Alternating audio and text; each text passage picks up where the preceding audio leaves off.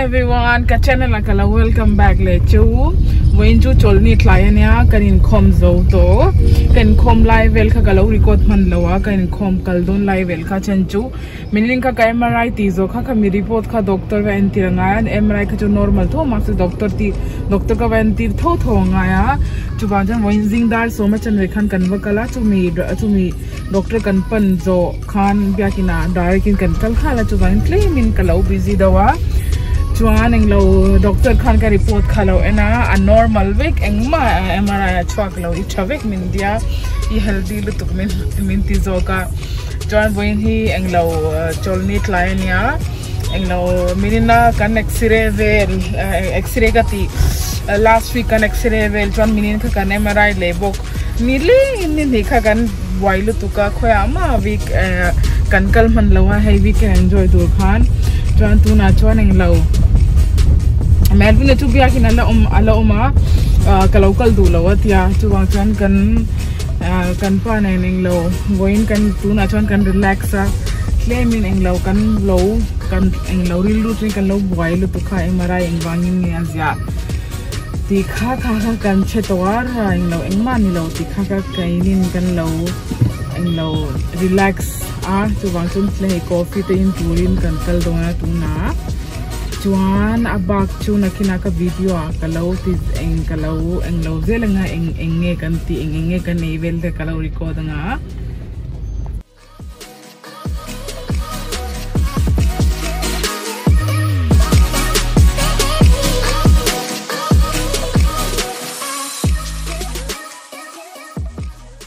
chuan kan cafe chu kan thlenga bean enge kha cafe min kha tunlai englo chu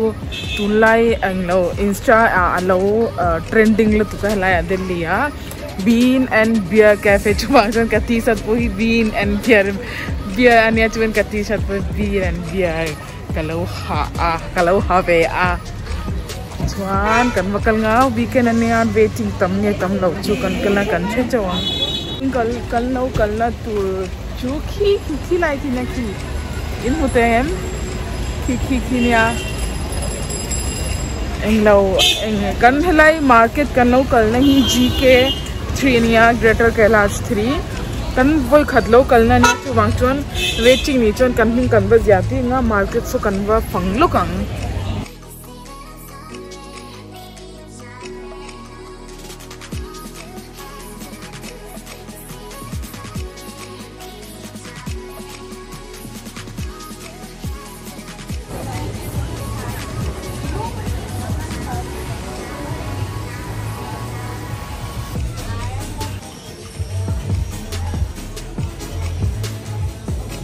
waiting kha claim in alo tam lo waiting kha claim in alo sei lu tuk katina chuan chu mangin dar car 40 to 45 minutes waiting khania chu wang chuan anglo helai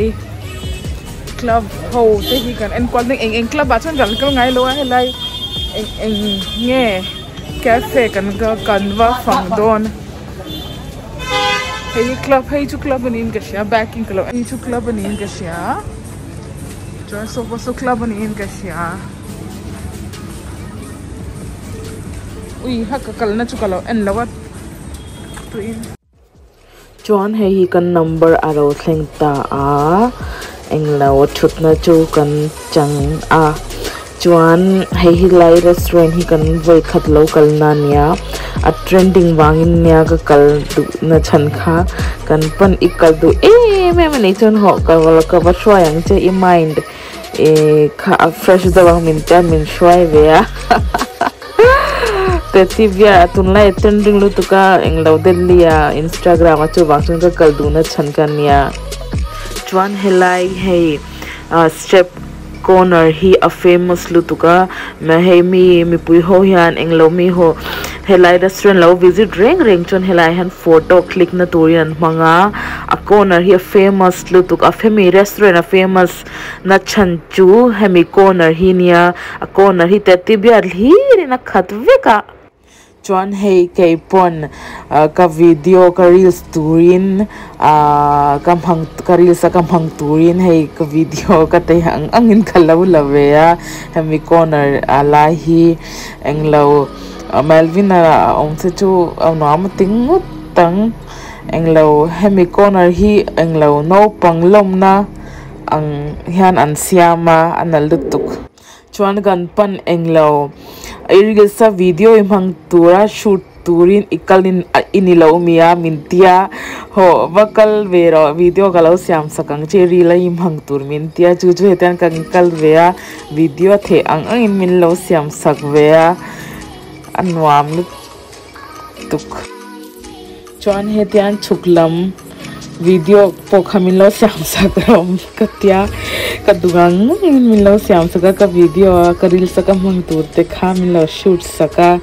hetian ka chuklam hi min lo shoot ngei ngiang che ka ta min lo shoot vela ni hi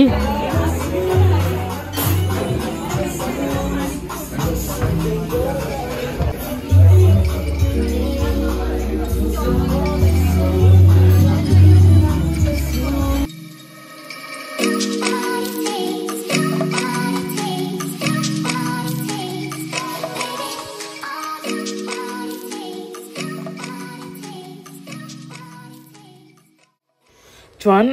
kan order kha wheat chicken pizza nia kan pan ei lai kalori ko tang che atia eril chei mang tur min ti zela chicken lo record saka or taste chu atui lu tuk pizza hi chuan ke man ka ei lai min lo lak saka koi ei lai ka lo lak sakang che katia aman dulo ke man ka lo lak saka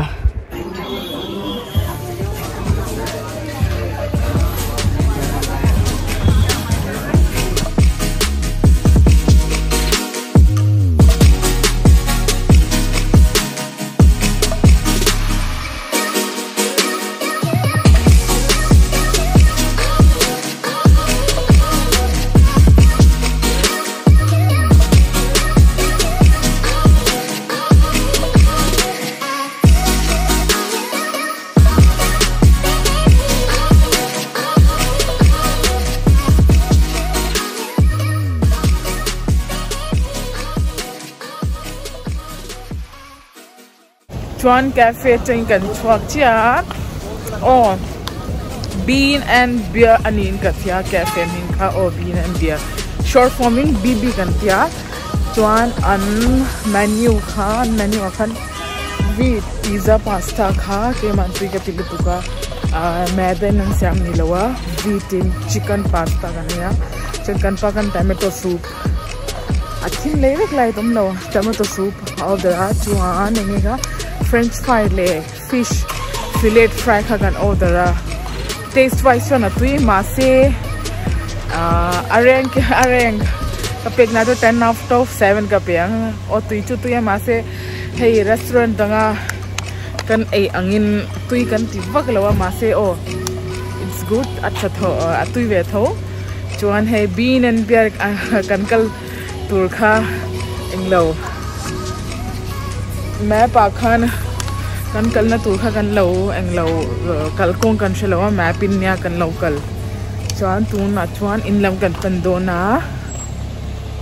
वो ना का व्लॉग का headline thank tour show हिन्या का वीडियो खा मिल लो मुना मिल लो ती सकले मिल लो लाइक पुला मिल लो सब्सक्राइब पुला चुआन तून थेंगा मिल लो ना सब्सक्राइब लो खा मिल लो subscribe nge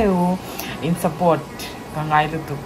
then next video akaring hule te onania till then good night tata sweet dream